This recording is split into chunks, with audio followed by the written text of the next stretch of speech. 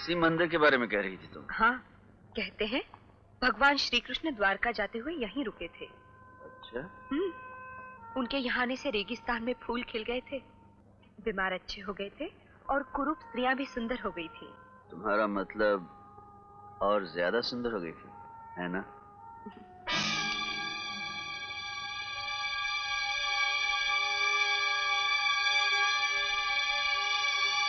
कौन हो तुम लोग?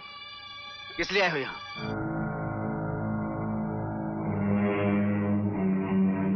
अरे वाह, चोरी तो सूर्यवंशी ठाकरों की दिखे है। ये सोने का चमकता हुआ सूरज जो दो घाटियों के बीच झांक रहा है, ये हार उतार के मुझे दे दे छोरी। हार उतार ले बख्शो।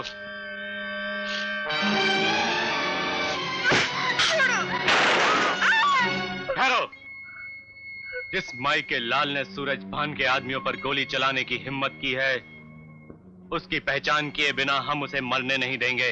ये रंजीत सिंह चौधरी है गुरु, इस स्कूल में बच्चों को पढ़ाता है। मास्टर, बहुत खुश नसीब हो, क्योंकि जिंदगी में हमने माँ के अलावा किसी की इज्जत की है तो वो गुरु की। इतने ही ऊंचे विचार हैं, ये रास्ता क्यों इख्तियार किया? तो कुत्तों ने ये रास्ता इख्तियार करने पर मजबूर कर दिया था। एक जमींदार और दूसरा साहूकार, अब दोनों ही इस दुनिया में नहीं है।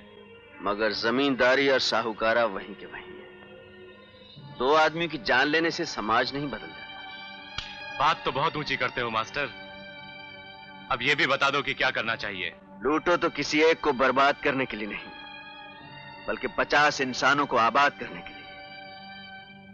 गोली चलाओ तो एक की जान लेने के लिए नहीं, 50 जाने बचाने के लिए।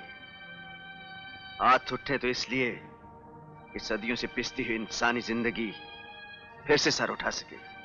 मास्टर, तुम्हारी कुछ बात समझ में आती है, कुछ नहीं।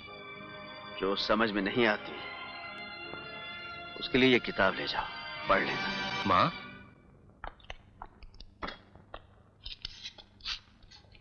गुम्बद सूरज भान तो बचकर निकल गया, पर अपना ये बैग छोड़ गया। हवलदार, बैग पे कड़ी नजर रखना।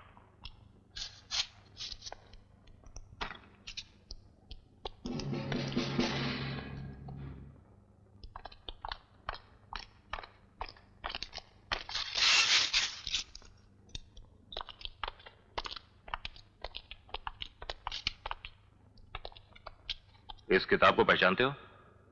पहचानता हूं। ये किताब तुमने फतेहपुर की लाइब्रेरी से ली थी ना? ली थी। फिर ये किताब डाकू सूरज भान सिंह के बैग में कैसे पहुंच गई? ये किताब उसे मैंने दी थी।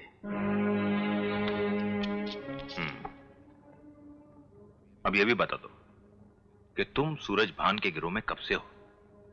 लक्ष्मणगढ़ वाली डकैती का माल कहां छुपा है? और इन दिनों सूरज भान सिंह का पड़ाव कहां है? सूरज भान के बारे में मैं कुछ नहीं जानता।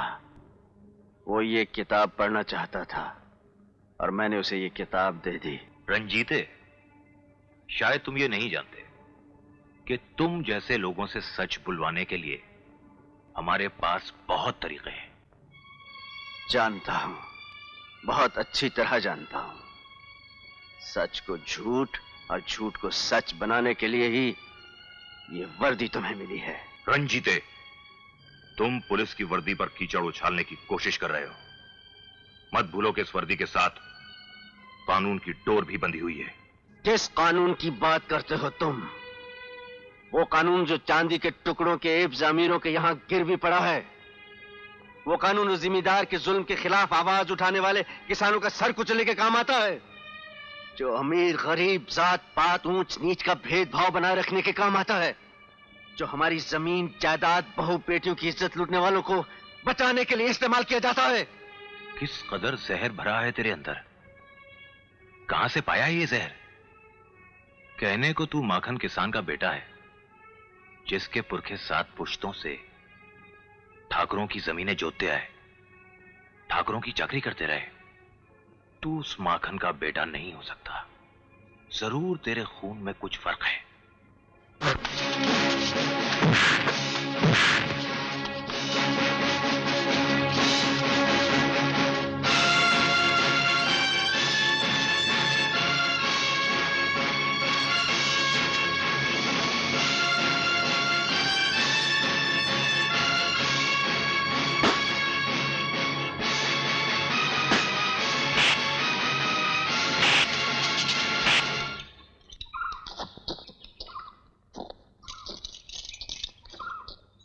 अब क्या बात है? हम सिर्फ ये कहने आए हैं, बड़े ठाकुर ने तुम लोगों को बेदखल कर दिया है। मुनीम जी, ये सरकार, अपने आदमी से कहो घर का कब्जा ले लें। कभी नहीं, कभी नहीं। पहले मेरे अर्थी उठाना, फिर इस घर का कब्जा लेना, फिर इस घर का कब्जा लेना। चले जाओ, ये मेरे बच्चे की अमानत है। पहले मेरी अर्थी उठाना, फिर कब्जा लेना। चले जाओ, पहले मेरी अर्थी उठाना, फिर मेरे घर का कब्जा लेना। मौसी, मौसी। लगता है बुढ़िया पगला गई सरकार। अरे इससे अपने कर्मों को रो लेने दो। मुनीम अभी चलो, 4 दिन में आकर कब्जा ले लेना। बात साहब। आओ बेटे, लो थोड़ा शरबत पी लो। गुलाब का है, दादाजी ने उदयपुर से भिजवाया है। प्यास तो है, मगर पीऊंगी नहीं। क्यों? क्योंकि अपनी प्यास का वास्ता देकर आपसे कुछ मांगने आई हूँ। ऐसी कौन सी चीज है जिसे हमसे पाने के लिए बिटिया रानी को अपनी प्यास का वास्ता देना पड़े? रंजीत को उनका साइयों के हाथ से छुड़वा दीजिए। मगर बिटिया रानी, आप तो ये बहुत अच्छी तरह से जानती हैं कि पुलिस और कानून के मामले में दखल देने का हमें कोई हक नहीं। ये बात आप उसे समझा रहे हैं बा साहब, जो आपकी आमदनी और खर्चे का हिसाब रखती है, जो अच्छी तरह से जानती है कि हर महीने कितना रुपया किस किस को जाता है। बिटिया रानी, ये बात तो कभी हम अपने आप से भी नहीं कहते, क्योंकि दीवारों के भी कान होते। मैं भी नहीं कहूंगी, आप सिर्फ रंजीत को छुड़वा दीजिए। ठीक है। माँ,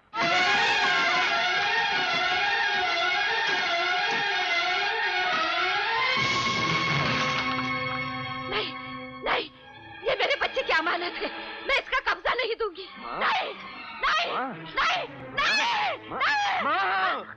माँ, मैं रंजीत हूँ माँ। मैं आ गया हूँ माँ। मैं हाँ, माँ। रंजीत हाँ माँ। आ गया।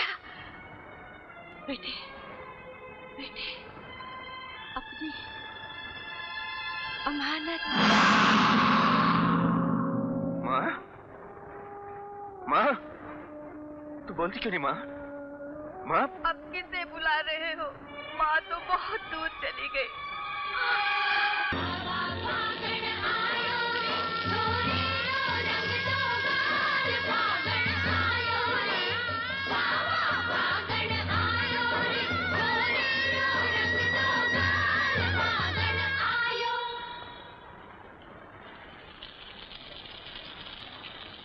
मुनीम जी, रंजीत को वहीं रोक दो।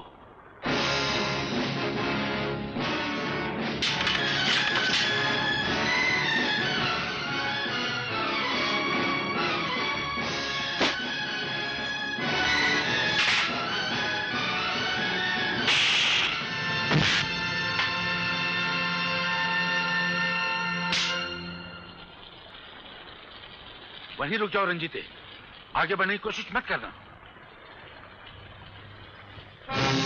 रंजीत, होश में आओ।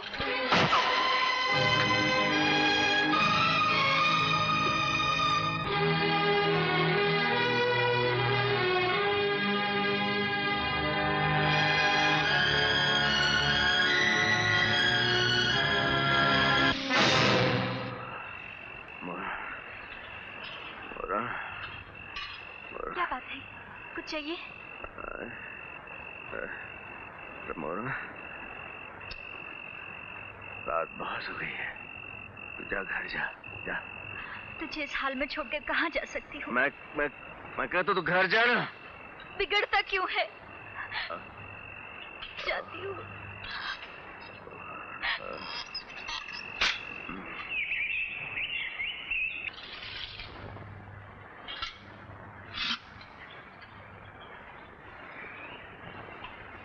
अरे शादी तो हर कोई करे है, पर यारी कोई कोई करे है।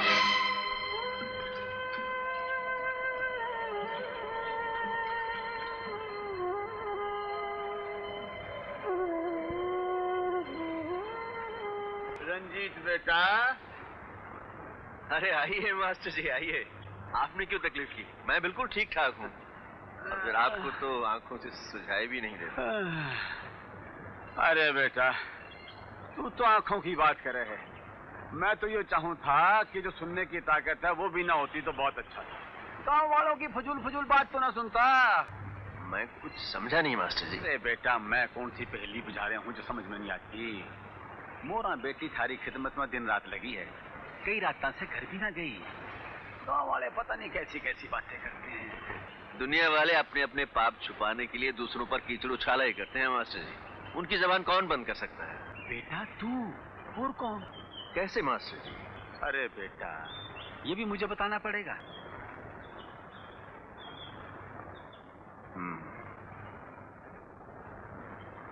मैं चलूं बेटा? हैं? मैं चलता हूँ। हे राम। नमस्कार पंडित जी। नमस्कार। आप क्षमा कीजिए जजमान, भगवान इस वक्त विश्राम कर रहे हैं। भगवान को विश्राम करने दो पंडित जी। आप हमारी शादी का इंतजाम कीजिए। जी? जी नहीं, अभी इसी वक्त फौरन। किंतु परंतु कुछ नहीं। आप मुझे जानते हैं ना? ये आपको कौन नहीं जानता जजमान। तो चलिए शादी का इंतजाम कीजिए। जो आ गया जजमान, जो आ गया। तुमने शादी का फैसला कर लिया? हाँ। मुझसे पूछा? तुमसे नहीं, तुम्हारी आंखों से पूछा था।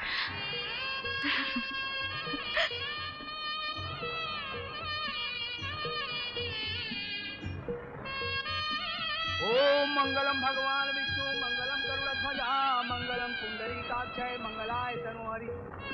बिटिया रानी, बड़ी खुशी की खबर है। ठाकुर हिम्मत सिंह जी की चिट्ठी आई है। आपका रिश्ता पक्का हो गया। उन्हीं का बेटा है सुल्तान सिंह, पुलिस का अफसर है बिटिया रानी। ऊंचे से ऊंचा घराना, सच्चा राजपूती खून, और कहते हैं उस जैसा बहादुर दूर दूर तक नहीं है।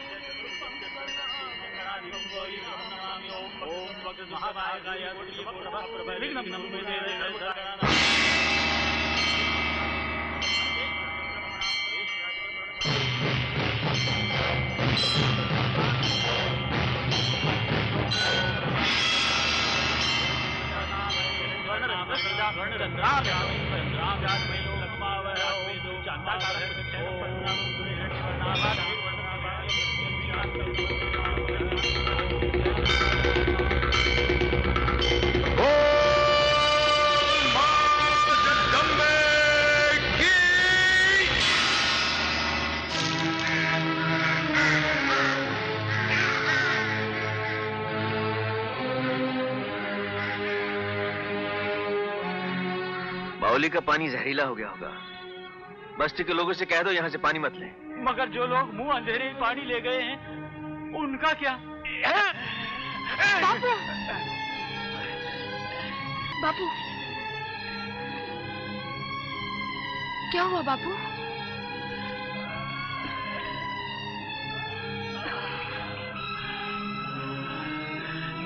तुम्हारी तबीयत तो बहुत खराब है। क्या खा लिया था तुमने?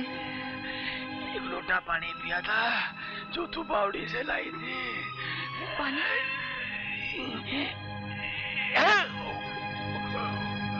अब हमारे बच्चे पिएंगे क्या? तो जाओ जाकर जिम्मेदारों की बावली से पानी ले लो। वो हमें लेने देंगे पानी? वो लोग इतने पत्थर दिल तो नहीं हो सकते कि हमारे बच्चों को प्यासा मरते देखें।